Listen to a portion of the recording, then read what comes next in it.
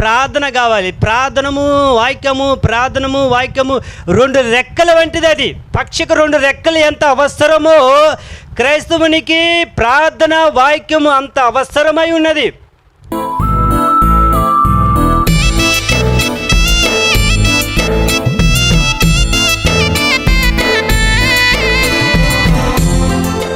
మొదటగా మన మధ్య ఉన్నటువంటి సహోదరుడు కృష్ణన్న గారు ఒక 20 నిమిషాలు దేవుని వాక్యం పంచుకున్న తర్వాత మన మధ్యలో ఉన్నటువంటి రత్నమని యొక్క ద్వారా వాక్యం వినే ప్రయత్నం చేద్దాం.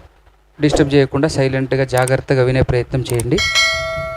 ఒక 20 మినిట్స్ దేవుని వాక్యంలోనికి కొన్ని మాటలు క్రియేటివ్గా నేను మీకు వినిపించి సమయాన్ని అక్కగరిస్తున్నాము.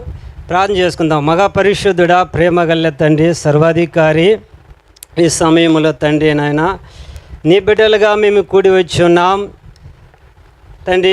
నాయన నీ బిడ్డలైన మమ్మల్ని ప్రభా మీరు దీవించండి. చిన్న మందగా అయా మేము కూడినప్పటికీ చిన్న మంద భయపడకుమని ప్రభా నీ లేఖనము చదివించిన రీతిగా అయా క్రీస్తు వారి మాటలు మేము చూస్తున్నాం.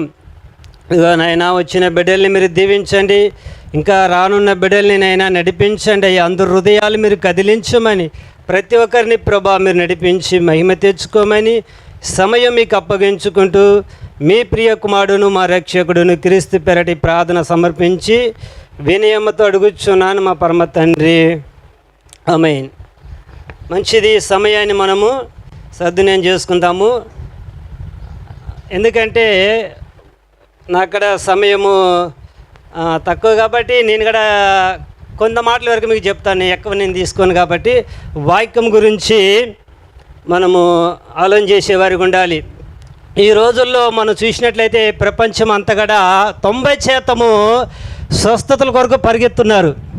అందులో ఒక 10% మాత్రమే వాక్యము వెదికేవారుగా మనకు కనిపిస్తున్నారు. అలాంటి రోజుల్లో మనం జీవిస్తున్నాము.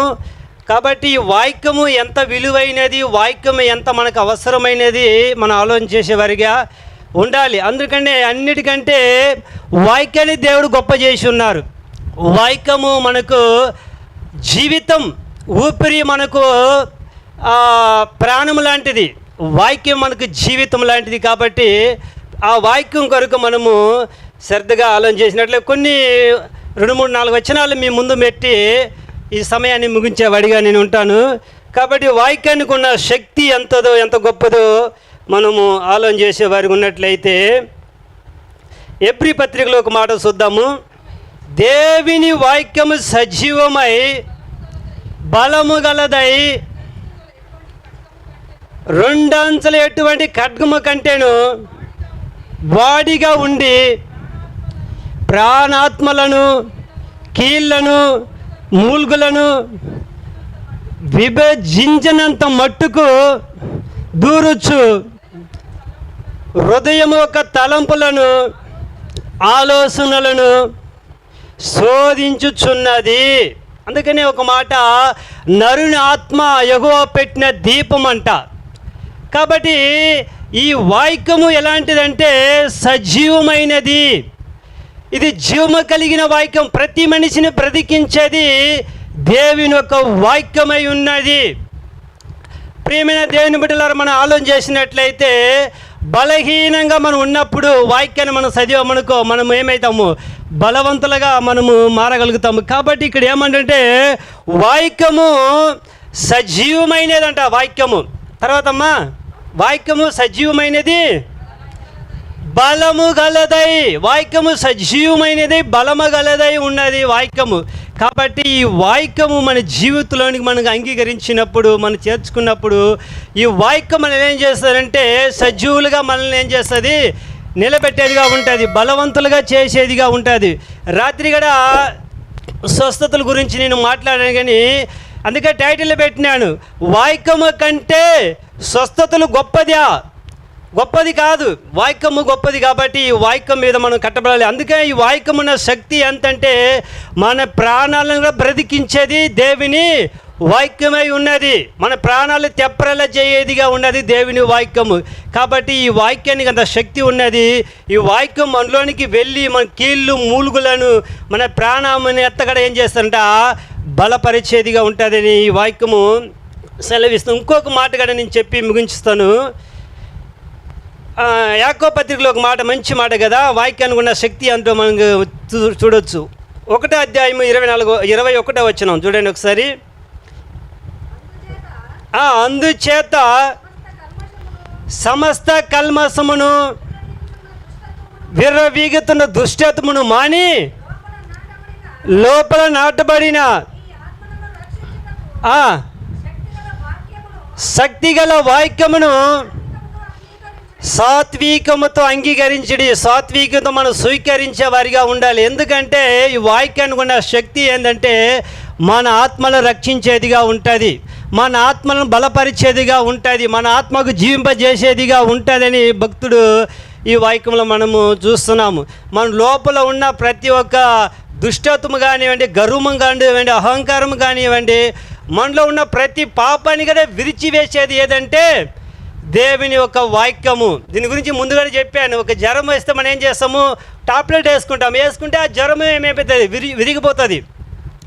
ఇప్పుడు మనం పాపం విరిగిపోవాలని ఏం చేయాలి, దేవుని వాక్యాన్ని మనము అంగీకరించాలి. అందుకనే నేను ఏమంటానంటే వాక్యం మీద మన జీవితాలు కట్టబడాలి, వాక్యమే మనకు ఆధారమై ఉండాలి. కాబట్టి ఈ వాక్యం మీద మనము గురి పెట్టేవారిగా ఉండాలి. అపోస్తలులు అంటారు, ప్రార్థన యందును వాక్యం మీద ఎడదెగక మేము ఉందుమా అంటున్నారు. కాబట్టి ఈ వాక్యానికి ఉన్న ఒక శక్తి ఏంటంటే ఈ 2 వాక్యాలు మనం చూస్తున్నాం. అందుకే బెరేకా సంఘస్థులు కూడా పౌలు శీలాలు చెప్పినవి అలా ఉన్నావో లేవని ప్రతి దినము లేఖనాలు ఏం చేశారంట, పరిశోధించినట్టు చూస్తున్నాము. అందుకనే వాళ్ళు గనులుగా ఎంచబడ్డారు. కాబట్టి ఈ దినంలో పరిశీలించేవారు లేరు, కానీ గుడ్డిగా విని వెళ్ళిపోయేవారు చాలామంది ఉంటున్నారు. అందుకని చెప్పాను, ఈ లోకంలో 90% కూడా వాక్యాన్ని చదువుతున్నారు కానీ గిరగిస్తలేరు. కాబట్టి ఈ బైబిల్ సమయం ఎక్కువైతే ఈ బైబిల్ ఒక విధానము లేదా ఈ బైబిల్ ఒక వాళ్ళకి అర్థం కాలేదు. చదువుతున్నారు కానీ దాన్ని గిరగించకపోతున్నారు. కాబట్టి ఈ బైబిల్లో ఉన్న అప్డేట్ గమనించలేకపోతున్నారు. కాబట్టి బైబిల్ అర్థం కాలేదు. ఇక అక్షరం తీసుకుంటున్నారు, నోటికి వచ్చినట్టుగా మాట్లాడి స్వస్థతలు, సూచక్రియలు, అర్పుదాలు అని చెప్పేసి వాళ్ళ జీవితాన్ని ఏం చేస్తున్నారు, ఆడికే ముగించుకుంటున్నారు, మనం చూస్తున్నాం. కాబట్టి యేసుక్రీస్తు వారు అంటున్నారు, మీరు ఏమి వినుచున్నారు జాగ్రత్తగా చూసుకోమంటున్నాడు. నిర్లక్ష్యం చేయకూడదు. వాక్యం విషయంలో చాలా జాగ్రత్తగా మనము చూసుకునే వారిగా ఉండాలి. యెహోవా గ్రంథమును పరిశోధించమని మనం చూడవచ్చు. ఇంకా చాలా వాక్యాలు ఉన్నాయి. ఎజ్రా కూడా ఒక మాట మనం చూడవచ్చు. ఆ ఎజ్రా కూడా ఏం చేశారు, వాక్యాన్ని పరిశోధన చేసినట్టుగా మనం చూడవచ్చు. కాబట్టి చాలా మాటలు వాక్యము గల మనం ఏం చేయాలంట, పరిశోధించి మనం ఒక ఆహారముగా భుజించాలి. ఒక్కొక్క మాట చెప్పి నేను ముగిస్తాను. ఇప్పుడు మన శరీరము బలంగా ఉండాలంటే ఏం కావాలి, భోజనం కావాలి. భోజనం మనం తినడానికి మనం ఏమైపోతాం, బలహీనలు అయిపోతాము, కాబట్టి మనం బలంగా ఉండాలంటే భోజనం మనకి ఎంత అవసరమో మన ఆత్మ కూడా బలంగా ఉండాలంటే మనకేం కావాలి, ఆత్మ అనే ఆహారం కావాలి, ప్రార్థన కావాలి. ప్రార్థనము వాక్యము 2 రెక్కల వంటిది. అది పక్షికి 2 రెక్కలు ఎంత అవసరమో క్రైస్తవునికి ప్రార్థన వాక్యము అంత అవసరమై ఉన్నది. ఆ పక్షికి ఒక రెక్క ఇరిగిపోయినా అది పైకి ఎగరలేదు. నువ్వు కూడా ప్రార్థన జీవితంలో కానీ వాక్యంలో మనము ఏమాత్రము తగ్గినా మనం ఏం చేయాలి, ఆత్మీయులా ఎదగలేము మనము. కాబట్టి ఈ 2 సూత్రాలు లేదా ఈ 2 ఆయుధాలు కానీ మనం చేయబట్టుకుంటే మనంత బలవంతులు ఎవరు లేరు. కాబట్టి ప్రియమైన దేవుని బిడ్డలారా, ఈ సమయము ఇంతవరకు నేను ముగించుకున్నాను. సమయాన్ని దేవుడు మీ వెనుకల్లో దీవించును గాక. సమయాన్ని అన్నగారికి ఇస్తాం. 20 నిమిషాలు చెప్పమనే సమయం ఇస్తే 10 నిమిషాల్లో ముగించేసాడు. టక టక టక టక టక 4 మాటలు. ఇది కూడా ఒక రకమైనటువంటి టాలెంటే.